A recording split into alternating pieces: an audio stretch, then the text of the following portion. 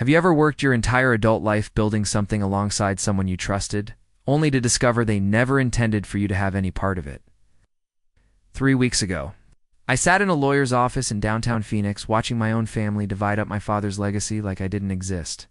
What they didn't know was that I'd already outplayed them at their own game, and the company they thought they were inheriting had been mine for over a month. Before we jump back in, tell us where you're tuning in from, and if this story touches you, make sure you're subscribed because tomorrow I've saved something extra special for you. My name is Marcus Thompson, and until recently, I believed family meant something. I'm 34, live in Tempe, and for the past 12 years, I've poured my soul into Thompson Construction and Development. Every morning at 6 sharp, I'd drive through the desert sunrise to our headquarters in downtown Phoenix, past the strip malls and office complexes that bore our company's signature. Dad built this business from nothing back in 1987, starting with a pickup truck and a toolbox. By the time I joined after college, we were pulling in $12 million a year and employing 85 people across the valley. Bob Thompson was old. School Arizona tough, weathered hands, sun-beaten face, the kind of man who could look at raw land and envision exactly what it could become. He taught me everything about reading blueprints, managing crews, dealing with city permits, and the delicate art of keeping construction projects on time and under budget. I started as a project manager straight out of Arizona State, worked every position from the ground up, and eventually became operations director. Every foundation we poured, every beam we raised, every satisfied client we delivered to, I was there making it happen. Then there was Trevor. My younger brother Trevor was everything I wasn't. Charismatic where I was methodical, flashy where I was practical, charming where I was direct. At 30, he still had that easy smile that made people forgive him for showing up late, leaving early, or not showing up at all. Dad gave him the title of marketing director 3 years ago, which mostly meant he showed up for client dinners, took photos for our company website, and occasionally posted on social media about projects he had nothing to do with building. Trevor married Brittany 2 years back, a former Instagram lifestyle blogger who specialized in turning every family gathering into a photo shoot.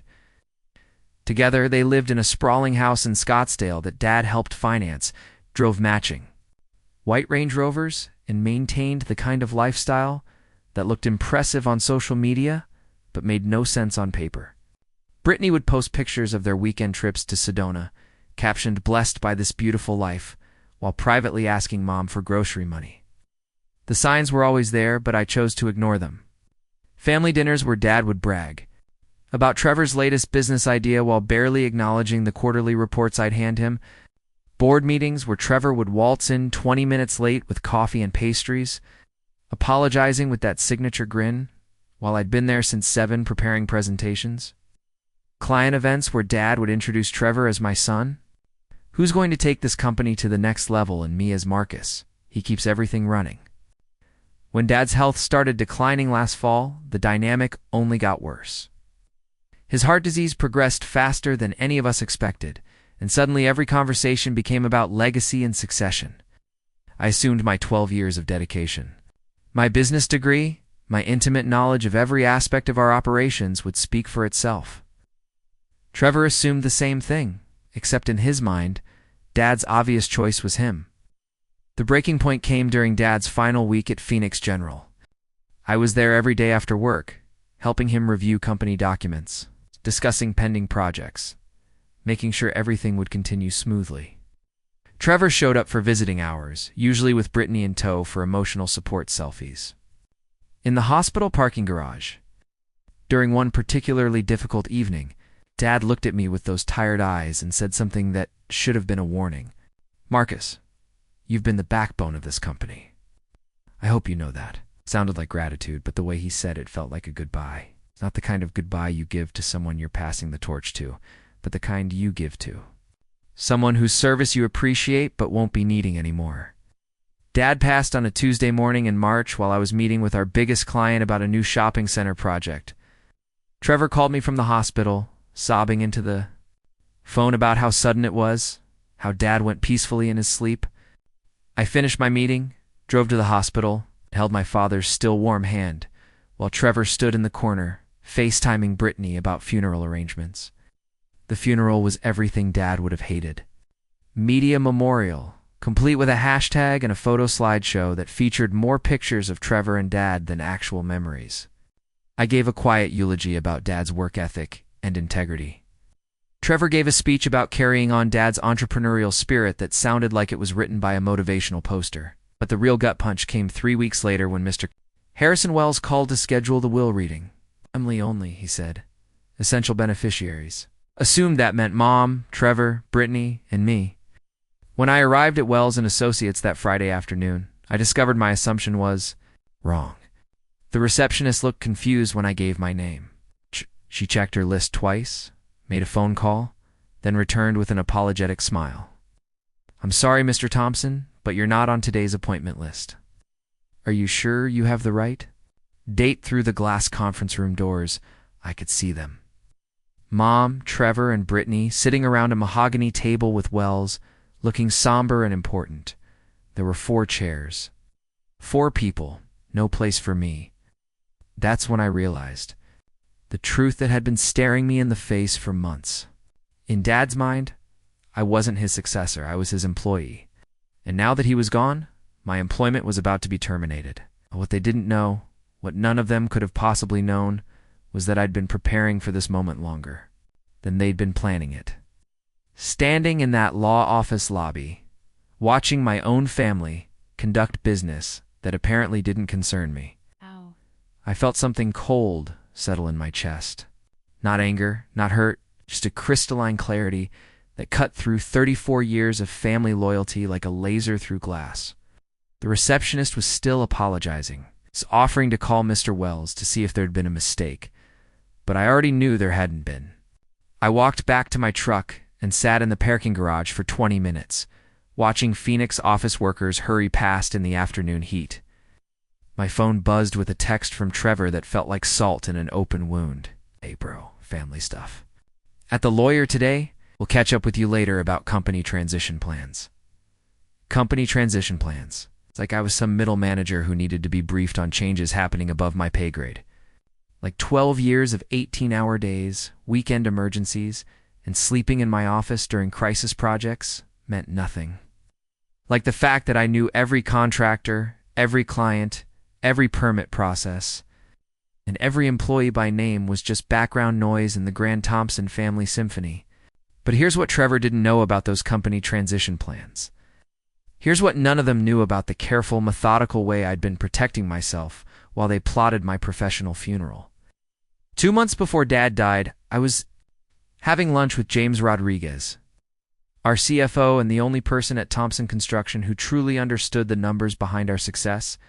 James had been with the company almost as long as I had, and over the years, we'd developed the kind of professional trust that goes beyond job titles. He was the one who noticed things first. Marcus, your dad's been meeting with estate lawyers, James told me over barbacoa tacos at our usual spot. And he's been asking me for detailed financial projections that don't include your salary. The words hit me like a sledgehammer, but James wasn't finished. He also asked me to prepare 2 different versions of our annual budget. One with you as operations director, and one with Trevor assuming full management responsibilities. I set down my taco and stared at him across the plastic table. Preparing and narrating this story took us a lot of time, so if you are enjoying it, subscribe to our channel. It means a lot to us. Now back to the story. How detailed were these projections? Detailed enough that I'm worried about you, man? Trevor couldn't manage a lemonade stand, but your dad seems convinced he's going to step into your shoes. The numbers don't lie, Marcus.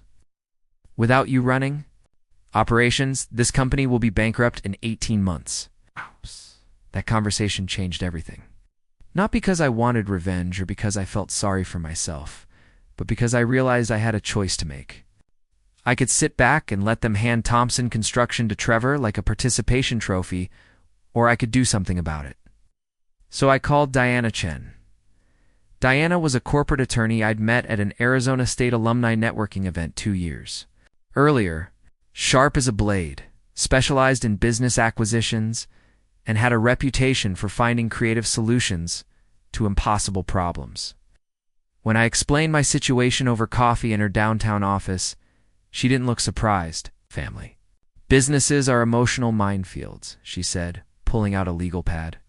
But they're still businesses. Tell me about your company's structure. I laid out everything. Thompson Construction was technically a limited liability company with Bob Thompson holding 60% ownership, 20% in a family trust. That included Mom and both sons, and 20% distributed among key employees and investors. Dad had absolute control. But the company's value had grown substantially over the past 5 years due to Phoenix's construction boom. Here's your problem, Diana said, after reviewing our corporate documents. Your father can will his 60% to anyone he wants. If he gives it to Trevor, your brother becomes a majority owner overnight. And here's your solution, she continued, flipping to a fresh page. Your father isn't the only one who can sell shares in this company. What Diana discovered was something Dad had either forgotten or never fully understood. The original LLC agreement, drafted back in 1987 and never updated, included a clause that allowed any family member to purchase additional shares from external investors if those investors wanted to sell. It was meant to keep ownership within the Thompson family, but it had an unintended consequence. Over the years, Dad had sold small percentages to contractors, suppliers, and longtime employees as performance bonuses or retirement incentives. Most of them held 1 or 2% each, but collectively they controlled almost 15% of the company. And according to the LLC agreement, if they wanted to sell, family members had the right of first refusal. So if you could convince enough of them to sell to you, Diana explained, you could potentially own more shares than Trevor would inherit. It was brilliant, but it was also expensive. 15% of Thompson Construction was worth approximately $1.8 million based on our current valuation. I had savings, but nothing close to that amount. That's where Diana's expertise became invaluable. She structured a deal where I could purchase the shares using a combination of my savings, a business loan secured by my existing equity in the company, and a payment plan that would be funded by my future dividends as a larger shareholder. It was complex, risky, and required absolute secrecy. If your father finds out about this before you complete the purchase, Anna warned, he could block the sale or change the LLC agreement. So I spent January and February of this year quietly approaching every external shareholder in Thompson Construction. I started with the easy ones, longtime employees who trusted me and understood that Trevor's leadership would destroy their investment. Then I moved to the contractors and suppliers, people who had worked with me directly and knew I was the operational heart of the company. The conversations were delicate.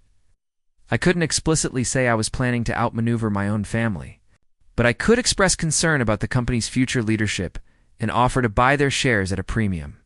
Most of them were approaching retirement anyway and welcomed the chance to cash out at a profit. By the third week of February, I had quietly acquired 16.2% of Thompson Construction. Combined with my existing share from the family trust, I now owned over 20% of the company. Not enough to control it outright, but enough to block any major decisions Trevor might want to make. The paperwork was finalized on February 28th. Dad died on March 15th. The will reading happened on April 8th, and Trevor inherited Dad's 60% exactly as I'd expected. What Trevor didn't know, what none of them knew as they sat in that conference room dividing up their inheritance, was that the majority, ownership they thought they were celebrating, was actually an illusion. When I finally left the parking garage and drove home to Tempe, my phone was buzzing with messages. 3 missed calls from Mom, 2 texts from Trevor about exciting news, and 1 voicemail from Mr. Wells asking me to call him back regarding estate matters that require your attention.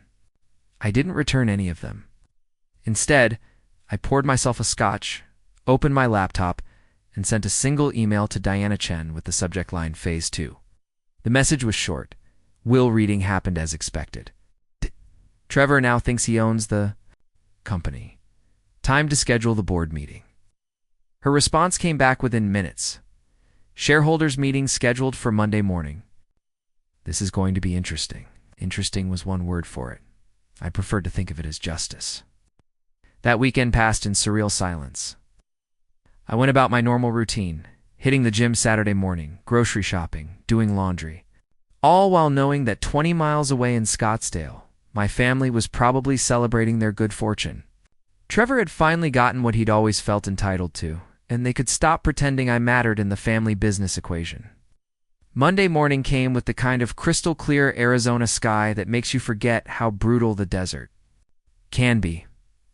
I arrived at Thompson Construction headquarters at my usual 6:30, an hour before anyone else. The building felt different somehow, like I was seeing it with new eyes.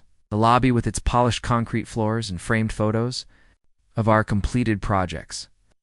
The conference room where I'd pitched countless proposals. The corner office that had been Dad's domain for 37 years and would presumably become Trevor's throne room. James Rodriguez arrived at 7:15 with his usual coffee and stack of financial reports. He spotted me in my office and knocked on the door frame, his expression carefully neutral. "Morning, Marcus. How was your weekend?" "Enlightening," I replied, not looking up from my computer screen where I was reviewing the shareholder meeting agenda Diana had sent me. "Yours." "Quiet, though I did get an interesting call yesterday afternoon." James stepped into my office and closed the door behind him. "Trevor wants to schedule a company-wide meeting for Wednesday morning. Something about new leadership, direction, and organizational changes." I finally looked up from my screen. "He called you directly, bypassed you entirely, acted like he was already running the show." James sat down across from my desk. "Marcus, I need you to know that. Whatever's about to happen here, you've got my support. This company doesn't work without you." Before I could respond, the sound of voices echoed from the lobby. Loud, confident voices that didn't belong in our office at 7:30 in the morning. James and I exchanged glances as footsteps approached down the hallway. Trevor appeared. In my doorway, wearing a navy suit I'd never seen before, Brittany beside him in what looked like her interpretation of business attire. Behind them stood Mom, looking uncomfortable but determined. "Marcus." Trevor's voice carried that forced enthusiasm he used when he was nervous. "Good, you're here early. We need to talk." I leaned back in my chair, keeping my expression neutral. "About what?" "About the future of Thompson Construction." Trevor stepped into my office without being invited, Brittany and Mom following. "About how we're going to honor Dad's legacy while taking this company to the next level." James stood up from his chair. "Oh, I should let you have this conversation privately." "Actually, James, you should stay," Trevor said, and I noticed the shift in his tone. More authoritative, like he was already practicing being the boss. "What we're discussing affects the entire leadership team." I gestured for James to sit. "Back down." "What exactly are we discussing, Trevor?" My brother pulled out his phone and scrolled through what looked like notes. "Well, as you know, Dad left me the majority ownership of the company, 60% to be exact, which means I'm now the primary decision-maker for Thompson Construction." He paused, clearly expecting some kind of reaction from me. When I didn't provide one, he continued. "Now, obviously there are going to be some changes. Dad was old school, set in his ways, but I've got vision, Marcus. I see opportunities he never considered. Digital marketing, social media presence, maybe even expanding into residential development." Brittany nodded enthusiastically. "We've already been brainstorming some amazing content strategies. Like, what if we did behind-the-scenes construction videos? Trevor's so good on camera." I looked at James, whose expression remained professionally blank, then back at Trevor. "And where do I fit into this vision?" "That's what I wanted to discuss." Trevor's confidence wavered slightly. "Look, you're great at the operational stuff. Really great. But I think it's time for you to step back from the big picture decisions and focus on what you do best. Project management, crew coordination, that kind of thing." Mom finally spoke up. "Trevor's just trying to say that he values your contributions, Marcus. You'll always have a place here." "A place," I repeated slowly. "What kind of place?" Trevor cleared his throat. "Well, obviously your salary would need to be adjusted to reflect the new structure in your office." He glanced around my space with its windows overlooking the construction yard.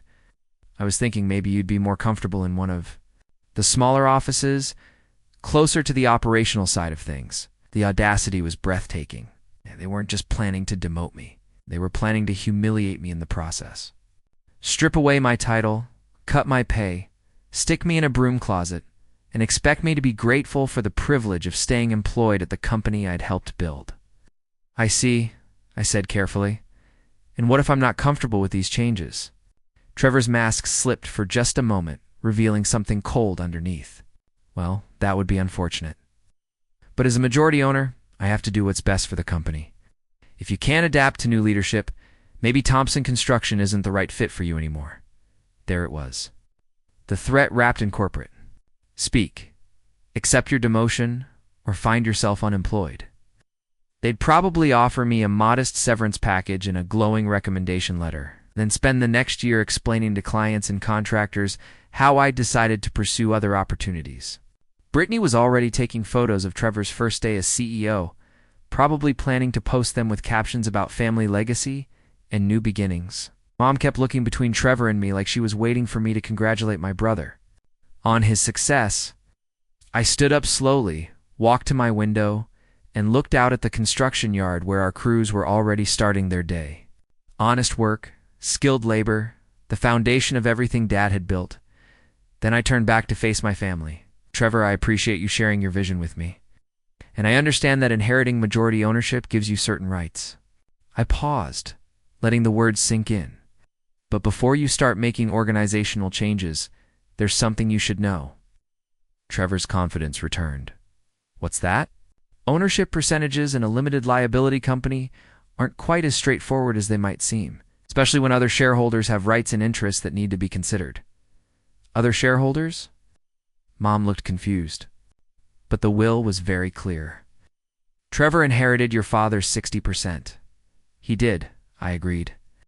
"But Dad's 60% was never the only ownership stake in Thompson Construction." James was trying very hard not to smile. "Oh. Trevor's expression shifted from confident to concerned. Oh, what are you talking about, Marcus?"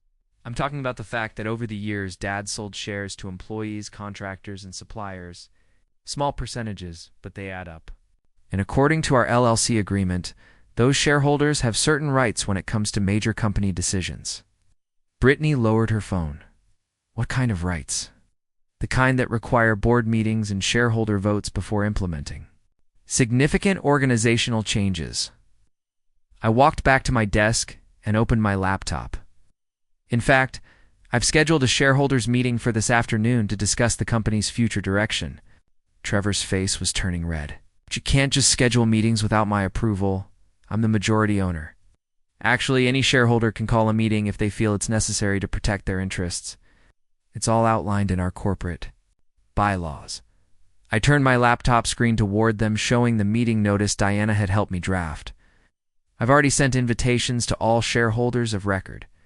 Mom looked like she was about to cry. "Marcus, why are you making this complicated?" "Trevor is your brother." "You're right, Mom. He is my brother. And as his brother, I want to make sure he fully understands the responsibilities that come with ownership before he starts making decisions that could affect everyone's investment." Trevor was staring at the meeting notice, his jaw clenched. "How many shareholders are we talking about?" 15 external shareholders, plus the family trust, plus my personal holdings." I closed my laptop and looked directly at him, enough to ensure that any major changes required genuine consensus, rather than unilateral decisions. The room fell silent, except for the hum of the air conditioning and the distant sound of construction equipment starting up outside.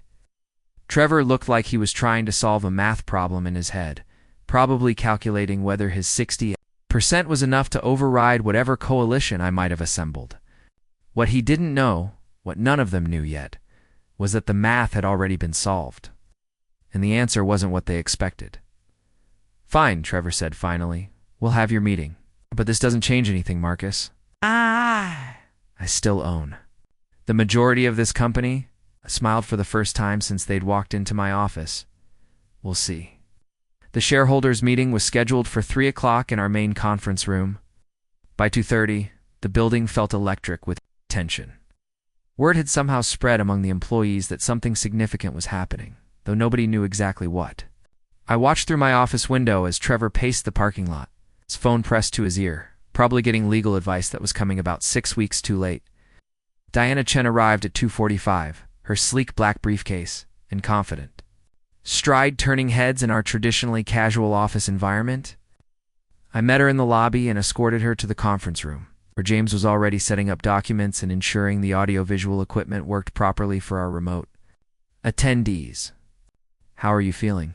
Diana asked quietly as we arranged the paperwork.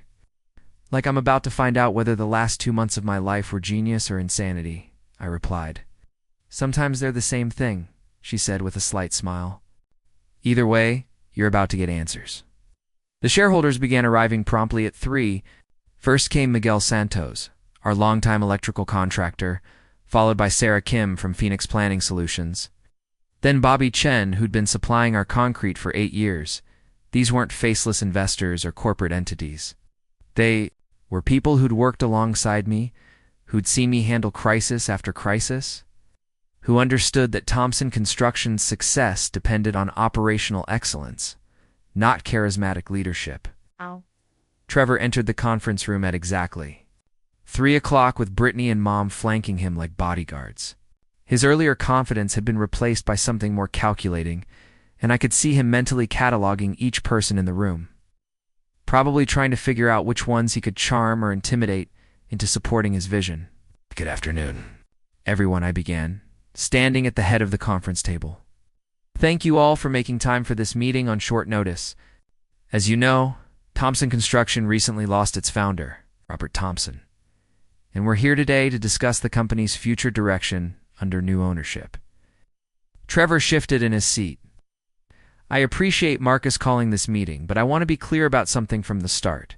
I inherited 60% of Thompson Construction, which makes me the majority owner.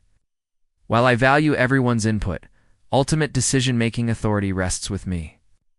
Miguel Santos raised his hand. "With respect, Trevor, that's not exactly how LLCs work. Major operational changes require shareholder approval, especially when they affect employee compensation and company structure." "Miguel's right," added Sarah Kim. "We may have small percentages individually, but collectively, we have rights that can't be ignored." I could see Trevor's jaw tighten. This wasn't going the way he'd expected. In his mind, he probably thought he'd walk into a room full of people eager to congratulate him and rubber stamp whatever plans he'd dreamed up over the weekend. "Let's review the current ownership structure," Diana said, opening her briefcase and distributing copies of a document to each person at the table. "According to the latest filings with the state, Thompson Construction ownership breaks down as follows." She began reading from the official document, her voice clear and professional. "Robert Thompson's estate holds 60%, which, as Trevor mentioned, has been inherited by Trevor Thompson. The Thompson Family Trust holds 10%, divided equally among Linda Thompson, Trevor Thompson, and Marcus Thompson. That's roughly 3.3% each." Trevor nodded smugly. He was already at 63.3%, and we hadn't even gotten to the interesting part yet. "External shareholders," Diana continued, "collectively hold 30% of the company. However, there have been some recent changes in this category that need to be disclosed." The room went quiet. Even the hum of the air conditioning seemed to fade into the background.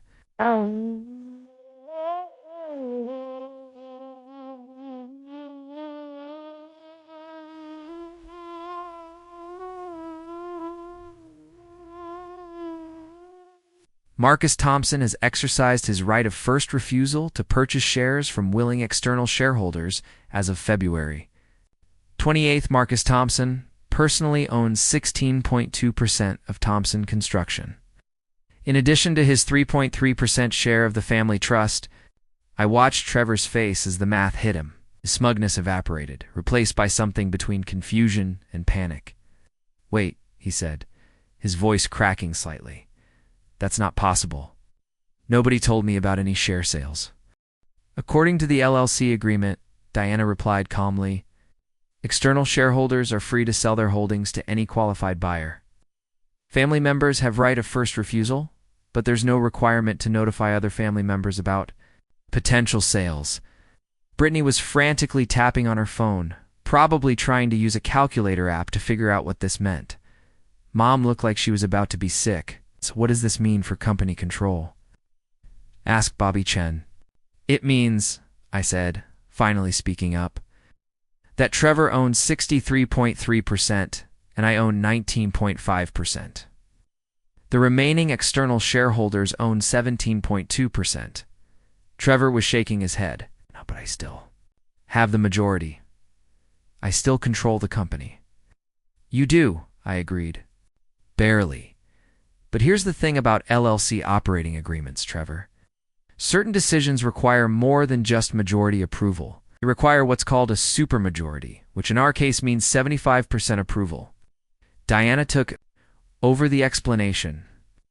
Any changes to employee compensation, organizational structure, or company officers require supermajority approval.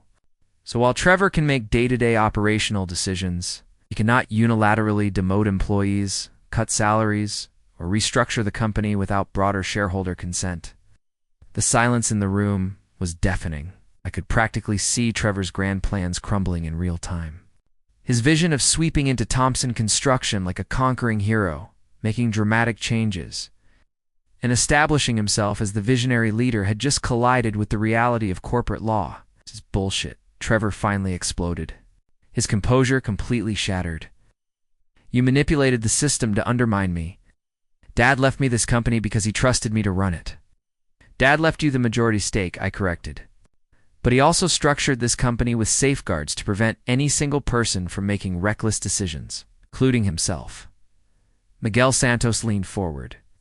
Trevor, with respect, Marcus has been running the operational side of this business. For over a decade, we've all worked with him directly. Our investments are safer with him involved in major decisions. Exactly, added Sarah Kim. No offense, but we've seen your involvement with the company over the past few years. Marcus is the one we trust with our money. Trevor's face was turning red. You're all acting like I'm some kind of incompetent idiot. I have ideas for this company, vision for growth. Ideas are great, said Bobby Chen, but Marcus has results. Every project I've worked on with Thompson Construction succeeded because Marcus made sure it succeeded. Brittany finally looked up from her phone. So what you're saying is that Trevor inherited the company but can't actually run it the way he wants.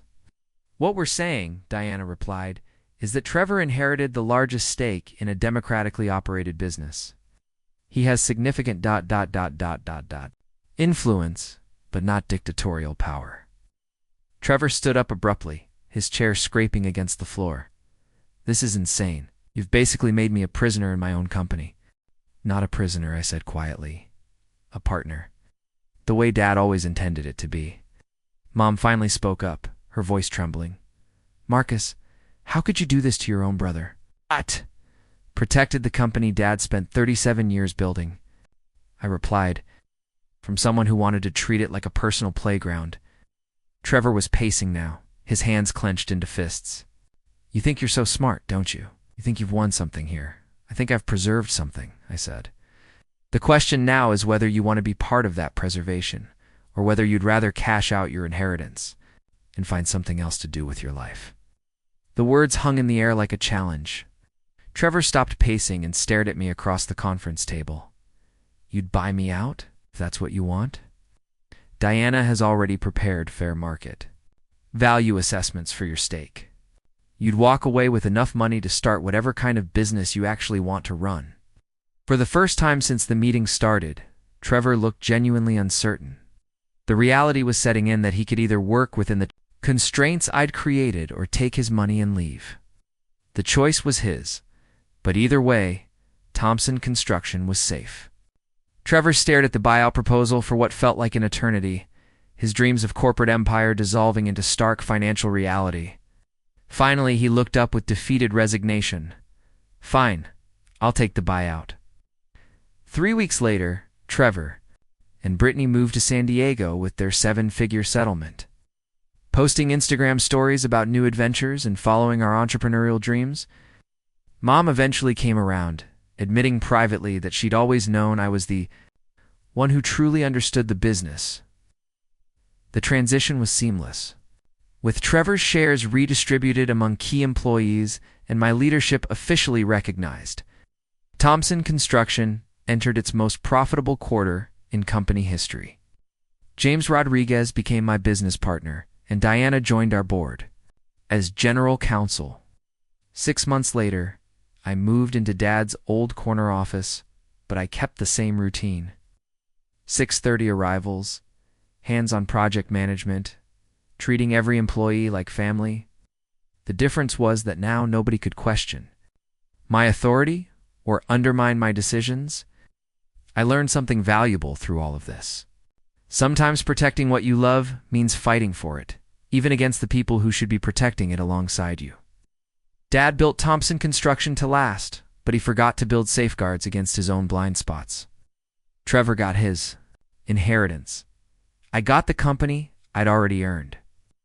Up next, you've got 2 more standout stories right on your screen. If this one hit the mark, you won't want to pass these up. Just click and check them out.